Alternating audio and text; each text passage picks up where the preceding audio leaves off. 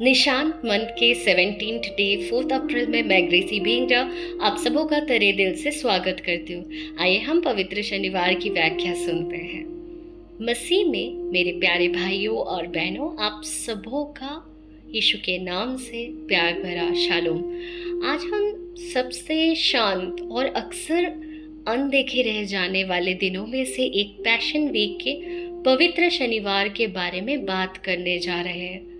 हम सब जानते हैं कि गुड फ्राइडे बहुत ही गंभीर होता है और पुनरुत्थान रविवार आनंदमय होता है ना।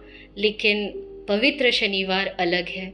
यह मानो दुनिया के लिए मौन है, जहाँ यीशु का निधन हो चुका है, उनके शरीर को कब्र में रख दिया जाता है और पत्थर को कब्र पर लुढ़का भी दिया जाता है। उस दिन यीशु के चेले का हाल बहुत दर्दनाक था। ऐसा लग रहा था मानो कलीसिया थम सा गया हो।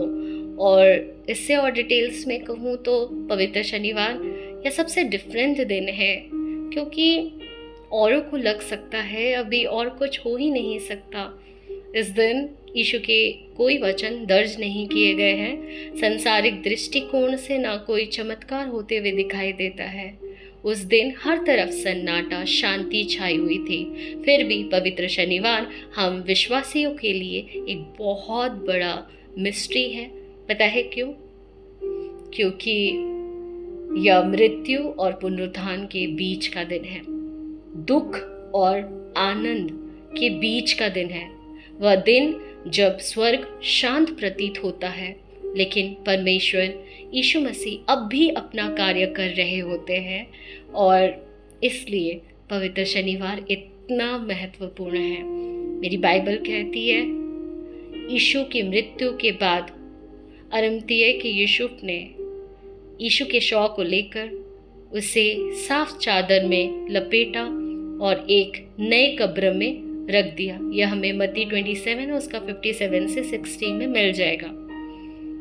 इससे पता चलता है कि यीशु वास्तव में मरे और पवित्र शनिवार कब्र में सिर्फ रखे नहीं गए, पर वह मृत्यु में प्रवेश कर गए थे। परमेश्वर के पुत्र मानव अवस्था के घोर अंधकार में उतर गए। उन्होंने पीड़ा को गले लगाया, उन्होंने कब्र की खामोशी को गले लगाया, उन्होंने त्याग को गले लगाया। और पवित्र शनिवार वह दिन है जब कलीसिया उस रहस्य के सामने खड़ा होता है, यीशु कब्र में है। इस बारे में जरा सोचिए, बीमारों को चंगा करने वाला कब्र में है, लाजर को जीवित करने वाला स्वयं कब्र में है, समुद्र को शांत करने वाला यीशु कब्र में है, जिसने कहा मैं पुनरुत्थान और जीवन हूं वो कब्र में है।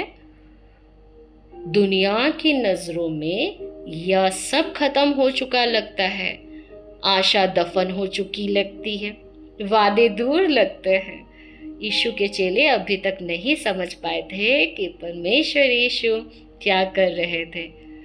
हम सबके जीवन में भी ये पल आता है जब हम अपनी चंगाई के लिए प्रार्थना करते हैं, लेकिन बीमारी से छुटकारा प्राप्त होते हुए नहीं दिखाई देता है। आप मार्गदर्शन के लिए प्रार्थना करते होंगे, पर कुछ उत्तर नहीं मिलता, कोई रास्ता स्पष्ट नहीं होता। तो क्या बहन ग्रेसी, आपने यह अनुभव किया है? जी हाँ, जब कभी मेरी ज़िंदगी में लोगों ने मुझे चीट किया, मेरे साथ पॉलिटिक्स किया, मुझे जानबूझकर खुदा के दिए गए टैलेंट्स, गिफ्ट को लेकर जब दबाया गया, उस वक्त जब मैंने परमेश्वर से पूछा था तो मुझे कुछ उत्तर नहीं मिला। वो शांत रहा और मैंने उसकी खामोशी में भी अपना बसेरा ढूंढ लिया था। गॉड जब हाइड एंड सीक खेलते तो मुझे उसके गुत्थियों को सॉल्व करने में बड़ा मज़ा आता है। बिन कहे उसकी बॉडी लैंग्वेज को समझना, ये बात ही अलग है। परमेश्वर जब शांत रहते हैं, जब दिखाई नहीं देते हैं, आप सोचते होंगे, प्रभु आप कहाँ हो, आप चुप क्यों हो, कुछ भी बदलता हुआ क्यों नहीं दिख रहा? पता है क्या, यही पवित्र शनिवार एक गहरा उत्तर देता है। परमेश्वर का मौन रहना परमेश्वर की अनुपस्थिति नहीं है। The silence of God is not the absence of God. Can anybody right in the comment box, the silence of God is not the absence of God. यह आज के सबसे गहरे पाठों में से एक है। बाहर से सब कुछ स्थिर लग सकता है, लेकिन परमेश्वर निष्क्रिय नहीं है, परमेश्वर इनएक्टिव नहीं है, परमेश्वर पराजित नहीं हुए हैं, परमेश्वर कहीं नहीं गए हैं। मौन में भी परमेश्वर कार्य कर रहे हैं। मेरी बाइबल कहती है कि यीशु अपनी मृत्यु के बाद मृतकों के लोक में उतरे, जहां धर्मी लोग उद्धारकर्ता की प्रतीक्षा कर रहे थे। मसीह मृतकों के लोक में उतरे ताकि उनसे पहले जा चुके धर्मी लोगों को मुक्त कर सके। इसलिए जब उनका शरीर कब्र में पड़ा था तब भी मसीह निष्क्रिय नहीं थे। संसार के लिए ये एक साइलेंट सैटरडे या ब्लैक सैटरडे हो सकता है। हमारे लिए गॉड तब उद्धार का कार्य कर रहे थे। मैं 2 रेफरेंस आपको बताऊंगी। इफिसियों 4 उसका 8 से 10 में लिखा है, इसलिए वो कहता है वह ऊंचे पर चढ़ा और बंदियों को बांध ले गया और मनुष्य को दान दिए। उसके चढ़ने से और क्या अर्थ पाया जाता है? केवल यह कि वह पृथ्वी की निचली जगहों में उतरा भी था, और जो उतरा गया यह वही है जो सारे आकाश के ऊपर चढ़ भी गया कि सब कुछ परिपूर्ण करे। सेकंड रेफरेंस 1 पतरस 3:18 से 20। इसलिए कि मसीह ने भी अर्थात अधर्मियों के लिए धर्मी ने पापों के कारण एक बार दुख उठाया ताकि हमें परमेश्वर के पास पहुंचाए। वह शरीर के भाव से तो मारा गया पर आत्मा के भाव से जिलाया गया। उसी में उसने जाकर कैदी आत्माओं को भी प्रचार किया। यहाँ लिखा हुआ है कैदी आत्माओं को प्रचार किया, जिन्होंने उस बीते समय में आज्ञा ना मानी जब परमेश्वर नूह के दिनों में धीरज धरकर ठहरा रहा और वह जहाज बन रहा था जिसमें बैठकर कुछ लोग अर्थात 8 प्राणी पानी के द्वारा बच गए। संसार ने एक बंद कब्र देखी, लेकिन यीशु मसीह अपना उद्धार कार्य जारी रखे हुए थे। मृतकों के लोक में उतरकर उनसे पहले जा चुके धर्मी लोगों के लिए स्वर्ग के द्वार खोले। जो हार जैसा लग रहा था, दरअसल यह विजय की छिपी हुई शुरुआत थी। Praise God. और यही पवित्र शनिवार की आशा है। वाव, अमेजिंग। अब मृत्यु की कुंजी किसके पास है? यीशु के पास। अधोलोक की कुंजी किसके पास है? वो भी यीशु के पास है। यह हमें याद दिलाता है कि जब हम सबसे कमजोर स्थिति में होते हैं तभी परमेश्वर अपना सबसे बड़ा कार्य कर रहे होते हैं। कब्र अंतिम प्रतीत होती है, लेकिन वह अंतिम डेस्टिनी नहीं है। आपने सही सुना, कब्र अंतिम प्रतीत होती है लेकिन वह अंतिम डेस्टिनी नहीं है। सन्नाटा खाली प्रतीत होता है लेकिन वह खाली नहीं था। अंधकार विजय प्रतीत होते हुए दिखा, लेकिन अंधकार विजय नहीं था। हालेलुया। मसीह स्वयं मृत्यु में प्रवेश कर गए ताकि मृत्यु का अंतिम शब्द ना रहे। Jesus descended to the realms of death. हे मृत्यु, तेरी डंक कहाँ रही?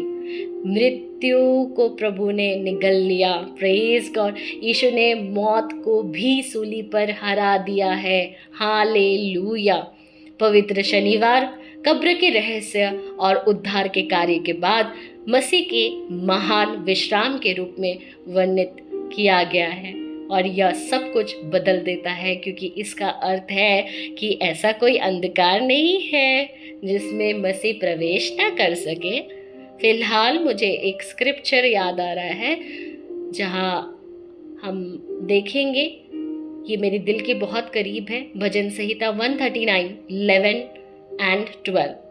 यदि मैं कहूँ कि अंधकार में तो मैं छिप जाऊंगा और मेरे चारों ओर का उजियाला रात का अंधियारा हो जाएगा, तो भी अंधकार तुझसे ना छिपाएगा। रात तो दिन के तुल्य प्रकाश देगी, क्योंकि तेरे लिए अंधियारा और उजियाला दोनों एक समान है। भजनकार कहता है, यह वचन मुझे इतनी ताकत देती है, जो मुझे उत्तेजित करता है कि ग्रेसी तो चाहे कितनी बड़ी अंधकार में क्यों ना छुपी हो, ऐसा कोई अंधकार नहीं जहां प्रभु यीशु मसीह की रोशनी मुझ तक पहुंच ना सके। अमेजिंग!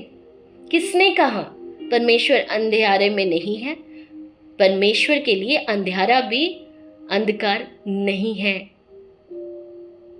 और रात उसके लिए दिन के समान चमकती है। क्या हमने नहीं पढ़ा उत्पत्ति 1 उसका 2 और 3 में? पृथ्वी बेढोल और सुनसान पड़ी थी और गहरे जल के ऊपर अंधेरा था, तथा परमेश्वर का आत्मा जल के ऊपर मंडराता था। तो परमेश्वर ने कहा उजियाला हो, तो उजियाला हो गया। खुदा अंधेरे में मौजूद था, वही अंधेरे में खड़े होकर उसने कहा उजियाला हो, तब उजियाला हो गया। मैं यीशु के नाम से प्रोफेसाई करती हूँ, चाहे आप घोर अंधकार से भरी हुई तराई में होकर चलो, चाहे आपकी जिंदगी में कोई होप ना हो, प्रिजन सेल के कितने अंधेरे में भी क्यों ना हो, या आप किसी कमरे में बंदी बनाए गए हो, उस घोर अंधकार को प्रकाश बनाने वाले यीशु आ रहे हैं। हालेलुया! प्रभु आपको छुटकारा की गीतों से भर दे। I speak deliverance in the name of Yeshua मसीहा का। हालेलुया! उठ, प्रकाशमान हो, क्योंकि तेरा प्रकाश आ गया है और यहोवा का तेज तेरे ऊपर उदय हुआ है। यशाया 60 उसका 1। पता है, यीशु के लिए कोई दुख नहीं जिसे वह ना समझ सके, ऐसी कोई खामोशी नहीं जिसे वह ना जान सके या ना समझ सके, ऐसी कोई कब्र नहीं जिसे वह ना जीत सके। पैशन वीक का पवित्र शनिवार हमें बताता है कि यीशु उन जगहों पर भी जाते हैं जो सबसे निराशजनक लगता है। इसलिए यदि आपका जीवन इस समय बोझ सा लग रहा हो, यदि आपके जीवन में दुख, भ्रम, निराशा से अगर आप ग्रस्त हो, या किसी बात की आप प्रतीक्षा कर रहे हो, पवित्र शनिवार आपको बताता है कि मसीह आपसे दूर नहीं है। प्रतीक्षा में वे आपके साथ है, मौन में वे आपके साथ है। हालेलुया! जब जीवन किसी पत्थर के पीछे बंद सा लगता है ना, तब भी वे आपके साथ है। कलीसिया, इस दिन को इतने मौन से क्यों मनाते हो? आध्यात्मिक रूप से यह महत्वपूर्ण है, क्योंकि हम अक्सर बिना प्रतीक्षा किए पुनरुत्थान चाहते हैं, हम बिना समर्पण के यीशु की ब्लेसिंग्स चाहते हैं, हम विश्वास के बिना उत्तर चाहते हैं, हम पवित्र शनिवार के बिना पुनरुत्थान रविवार चाहते हैं। लेकिन परमेश्वर आमतौर पर हमें ऐसा नहीं सिखाते। परमेश्वर के कामों का एक पैटर्न है जिसे हमें स्टडी करने की आवश्यकता है। The importance of Holy Saturday of the Passion week.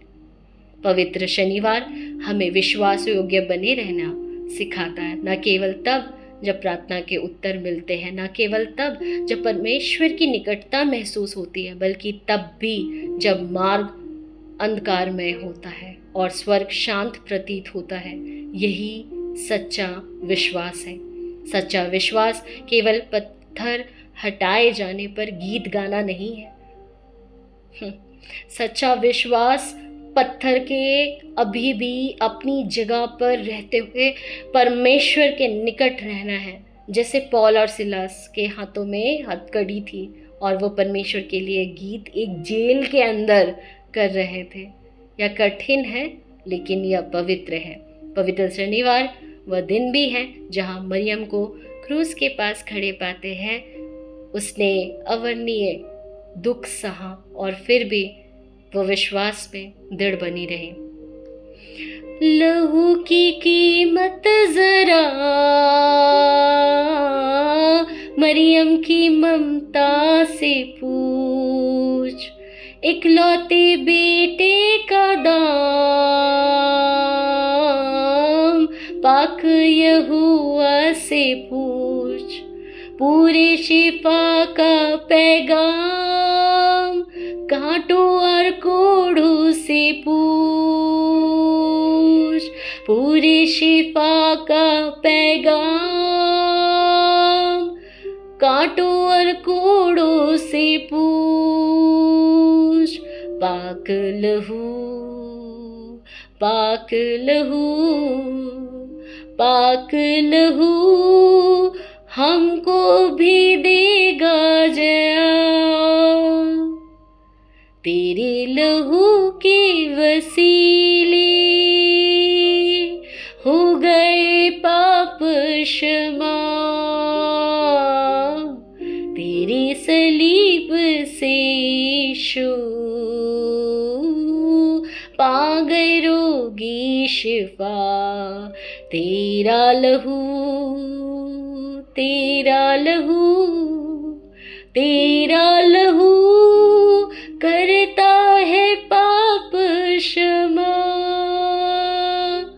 करता है पाप क्षमा। मरियम हमें प्रतिज्ञा करना सिखाती है। वह हमें तब भी भरोसा करना सिखाती है जब हमें कुछ समझ में नहीं आ रहा था। वह हमें तब विश्वास बनाए रखना सिखाती है जब वादा छिपा हुआ प्रतीत हो, तब भी विश्वास कैसे बनाए रखें, है ना। और हम में से बहुतों को इस सबक की आवश्यकता है, क्योंकि कभी कभी विश्वास का सबसे कठिन हिस्सा स्वयं पीड़ा सहना नहीं होता, बल्कि प्रतीक्षा करना होता है। परमेश्वर के कार्य करने की प्रतीक्षा करना होता है, प्रकाश के प्रकट होने का इंतज़ार करना होता है, पत्थर के हटने का इंतज़ार करना होता है। और मरियम मगदलिनी भी हमें बिना किसी परेशानी के प्रतीक्षा करना सिखाती है। कहती है, फिर सन्नाटे के बाद मैंने आशा ना खोया। पवित्र शनिवार शाम ढलती है और रात के साथ, रात होने के बाद शुरू और ख़त्म पुनरुत्थान रविवार को सूर्योदय से पहले हो जाता है, जो हमें गहरा अंधेरा दिखाई देता है, सिंबॉलिकली या पाप के अंधकार का प्रतिनिधित्व करता है। मृत्यु का अंधकार, एक अंधकारमय दुनिया अपने उद्धारकर्ता की प्रतीक्षा कर रही है। ताजुब करने वाली बात है, अंधकार की जीत नहीं होती है। हालेलुया। मृत्यु की भी जीत नहीं होती है, प्रेज गॉड। यीशु मसीह की जीत होती है। हालेलुया। पुनरुत्थान की सुंदर फूल को दे और आत्मा मिलेंगे, फिर ना सुख ना हम रोना सुनेंगे। प्रकाश अंधकार में प्रवेश करता है और अंधकार उस पर विजय नहीं पा सकता। इसलिए पवित्र शनिवार इतना महत्वपूर्ण है, क्योंकि यदि हम मौन को छोड़ देते हैं तो हम आनंद को पूरी तरह से नहीं समझ पाएंगे। यदि हम कब्र के पास से जल्दी से निकल जाते हैं तो हम पुनरुत्थान को पूरी तरह से नहीं समझ पाएंगे। पवित्र शनिवार हमें सिखाता है कि परमेश्वर की सबसे बड़ी विजय अक्सर गुप्त रूप से तैयार की जाती है। गुड फ्राइडे सार्वजनिक था, पुनरुत्थान रविवार गौरवशाली है, लेकिन पवित्र शनिवार गुप्त है। और हमारे अपने जीवन में भी परमेश्वर का बहुत सारा काम गुप्त ही होता है। वह तब काम कर रहा होता है जब हम उसे देख नहीं पाते। पर्दे के पीछे परमेश्वर काम कर रहा था, वो वहाँ चंगा कर रहा होगा, है ना, जहाँ कोई ध्यान नहीं देता। वह किसी भी प्रत्यक्ष संकेत के प्रकट होने से पहले ही विजय की तैयारी कर रहा होता है। इसलिए अपने गुप्त समय में हिम्मत मत हारो, या मत मानो कि जीवन शांत होने पर परमेश्वर ने मुझे त्याग दिया है। मौन को हार मत समझो।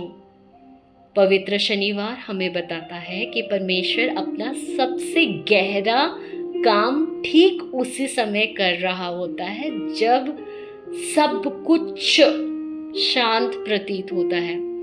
मेरे प्रियो भाइयों और बहनों, यही पवित्र शनिवार का संदेश है। कहानी अभी खत्म नहीं हुई है। यीशु कब्र में थे लेकिन वे पराजित नहीं हुए थे। वैसे ही यीशु कई बार भले मौन रहते हो लेकिन मेरी जिंदगी में वे अनुपस्थित नहीं है। वे गुप्त है लेकिन वे शक्तिहीन नहीं है। और यदि आप अपने जीवन में एक अंधकार दिन से गुजर रहे हो तो हिम्मत ना हारें। परमेश्वर के करीब आए, प्रार्थना करते रहें, परमेश्वर पर भरोसा बनाए रखें, आशा में प्रतीक्षा करते रहें, क्योंकि पवित्र शनिवार का मौन हार का मौन नहीं है, ये विजय से पहले का मौन है। Praise God. और पुनरुत्थान का दिन जल्द आएगा। आपकी चुप्पी व्यर्थ नहीं है, आपका अंधकार व्यर्थ नहीं है और वह सन्नाटा टूटेगा यीशु के नाम से। पत्थर हटा दिया जाएगा यीशु के नाम से। कब्र खुल जाएंगी यीशु के नाम से। मृत्यु से जीवन का पुनरुत्थान होगा। Hallelujah. Come let's have a word of prayer. प्रभु यीशु मसीह पवित्र शनिवार को कब्र में विश्राम करते हुए मृत्यु के चरणों में प्रवेश किया ताकि मृतकों को आशा दे। प्रभु हमें मौन में आप पर भरोसा करना सिखाए, प्रतीक्षा में विश्वास योग्य बने रहने में हमारी सहायता करें और जीवन के अंधकारमय होने पर आशा रखने में हमारी सहायता करें। जब हम आपका हाथ ना देख सके तो भी हमें आपके ऊपर भरोसा करना सिखाए मेरे परमेश्वर।